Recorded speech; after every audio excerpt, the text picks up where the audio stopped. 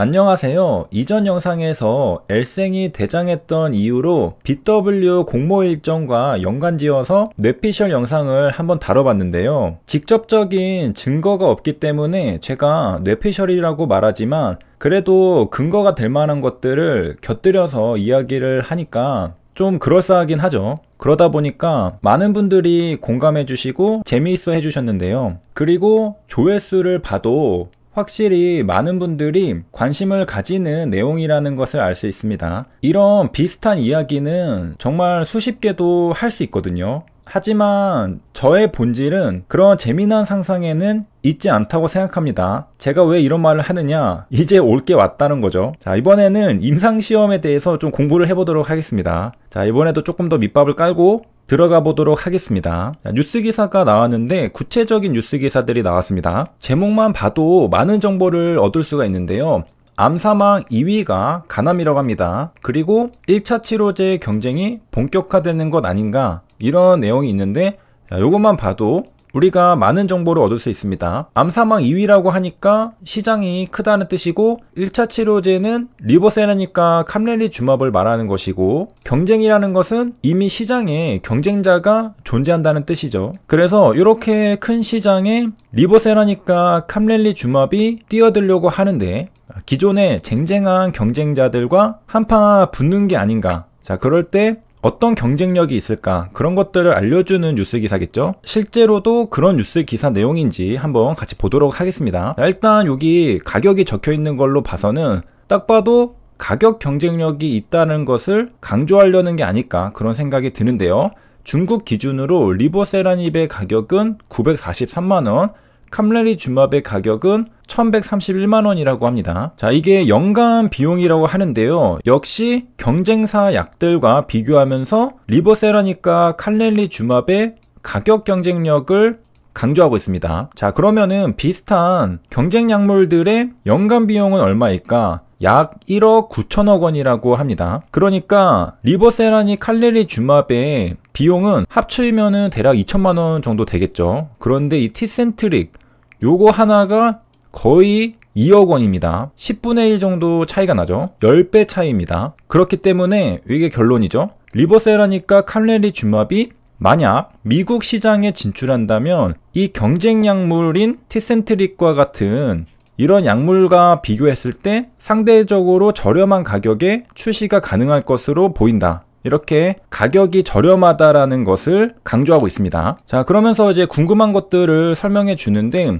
간암 1차 치료제의 경쟁자들은 어떻게 되는가? 치료제의 개발 현황을 알려주는데요. 일단 우리가 알고 있는 HLB가 있고 MSD, 아스트라제네카가 있네요. 아스트라제네카가 지금 현재 가장 빠른데 3상을 완료했고 FDA 승인 신청을 했다고 합니다. 그 다음에 HLB가 3상 완료된 상태, 그 다음이 이제 MSD 3상을 진행하고 있다고 합니다. 그리고 그 밑에 엑셀리시스는 상용화를 포기했다고 하네요. 지금 여기 보이듯이 가장 빠른 게 아스트라제네카의 더발루맙인데 요거 임상 논문을 하나 보도록 하겠습니다. 자, 먼저 가장 기본적인 배경 설명인데요. 이 더발루맙은 임핀지라고도 불립니다. 더발루맙은 좀 친숙하지 않더라도 임핀지는 많이 들어보셨죠? 임핀지가 바로 더발루맙입니다. 여기 보면은 업체명 한국 아스트라제네카 주라고 적혀 있는데 아스트라제네카의 항암제가 바로 임핀지입니다. 그리고 무색의 액체로 되어 있는데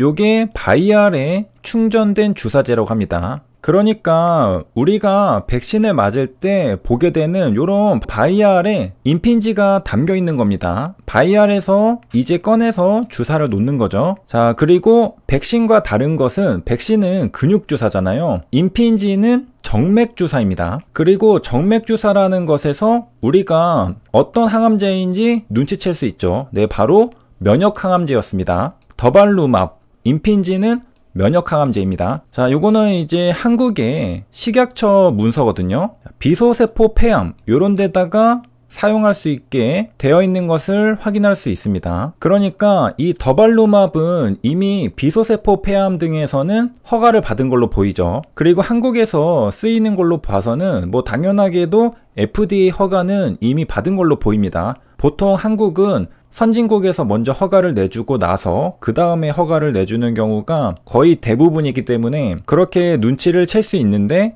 실제로 위키피디아에 따르면 더발루맙은 FDA로부터 허가를 받은 이뮤노테라피입니다. 여기 보면 메디컬 유즈에 대해서 설명해주고 있는데 렁 캔서가 있습니다. 그래서 폐암에도 사용하고 있구나, FDA 허가를 받았구나, 그리고 이제는 병용요법으로 간암 1차 치료제에도 도전하고 있구나, 이런 것들을 알 수 있습니다. 상업화가 정말 코앞이죠. FDA 승인 신청을 했기 때문이죠. 자, 그리고 아스트라제네카의 홈페이지에 들어가 보면은 임핀지와 트레멜리무맙의 병용요법에 대한 임상 결과를 게시해 놓았습니다. 2021년 10월 15일에 퍼블리시드 되었고요. 자, 데이터가 잘 나왔던 걸로 보입니다. 그러니까 제목도 자질구레한 거 없이 그냥 깔끔하게 OS를 통계적인 유의성을 가지고 향상시켰다. 자, 이렇게 설명을 해주고 있습니다. 굉장히 깔끔하게 데이터가 나왔기 때문에 자신있게 그냥 이렇게 긴 말 없이 짧게 제목을 단 걸 알 수 있습니다. 그래서 트라이얼이 프라이머리 엔드포인트를 충족시켰다는 거죠. 프라이머리 엔드포인트는 OS였습니다. 그리고 여기서도 보이듯이 역시 소라페닉과 비교를 했습니다. 지금 HLB의 리보세라닉과 캄렐리주맙도 소라페닉과 비교를 했죠.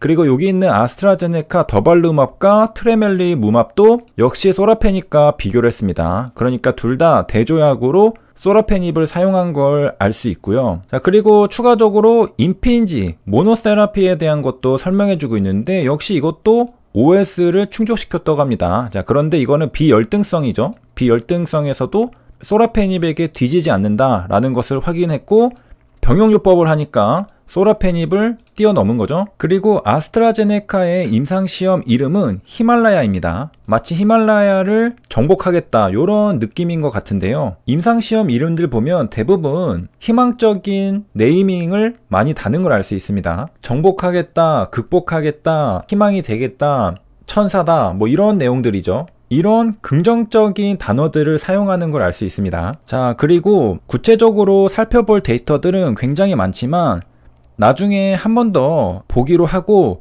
이제 제가 아스트라제네카의 임상시험을 열어보게 된 목적을 밝힐 때가 왔는데요. 사실은 클리니컬 트라이얼 디자인이 굉장히 궁금했습니다. HLB 것과 아스트라제네카 것을 비교해 볼 텐데요. 이것은 히말라야니까 스폰서에 아스트라제네카가 있는 걸 알 수 있고요. 더발루맙에 대한 병용요법 임상입니다. 자, 그리고 이것은 스폰서가 헝루이죠. 항서제약이니까 아파티닙에 대한 임상시험입니다. 자, 뭐를 알고 싶었느냐? 자, 여기 보면은 스터디 디자인이 있잖아요.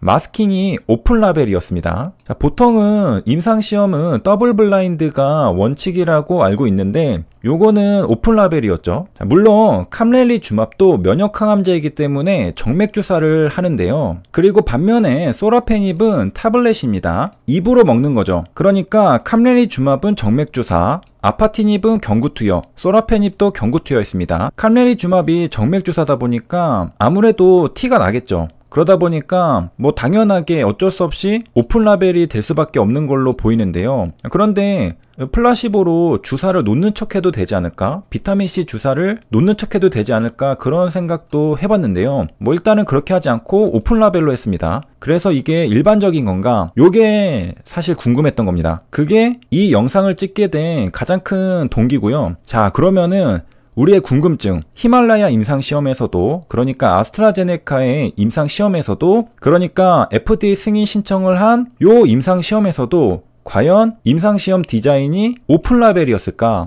굉장히 궁금해지죠? 더발루맙이랑 병용요법으로 쓰는 거, 그리고 소라페닙 이렇게 다 있는데요. 자, 내려가 보면은 1504명의 환자들을 대상으로, 요것도 역시 마스킹이 오픈 라벨이었습니다. 이것도 역시 오픈 라벨로 진행이 됐습니다. 자, 소라페닙이 경구투여이긴 하지만 이 더발루맙은 정맥주사거든요. 요거 티가 날 수밖에 없습니다. 입으로 먹는 거랑 정맥주사 맞는 거랑 확연히 다르죠. 의사가 봐도, 환자가 봐도 내가 소라페닙이 아니라 더발루맙을 지금 투여받고 있구나 알 수 있을 겁니다. 주사기로 알약을 넣진 않을 거잖아요. 그렇기 때문에 환자가 알약 꿀꺽하고 물 마시면서 아, 나는 소라페닙을 투여받고 있구나, 요거를 알 수가 있겠습니다. 그리고 주사 맞는 사람은 아, 내가 지금 더발루맙이구나, 요런 것들을 눈치챌 수 있죠. 그래서 오픈라벨로 진행이 되었다. 그래서 저 개인적으로는 가장 큰 궁금증이었던 이 오픈라벨이 해결이 되었습니다. 그래서 리보세라니까 캄렐리주맙의 임상시험도 오픈라벨이었고, 이번에 FDA 승인 신청했던 더발루맙과 트레멜리무맙도 오픈라벨이었습니다.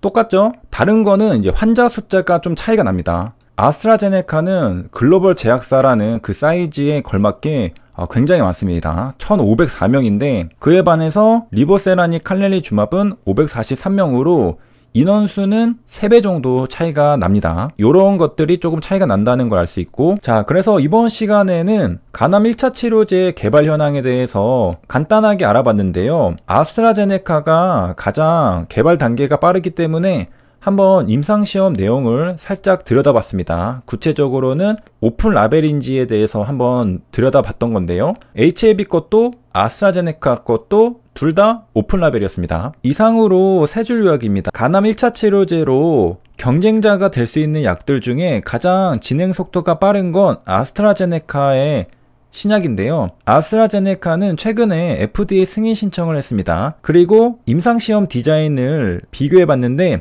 아스트라제네카 임상시험도 오픈라벨이었고 HLB 임상시험도 오픈라벨이었습니다.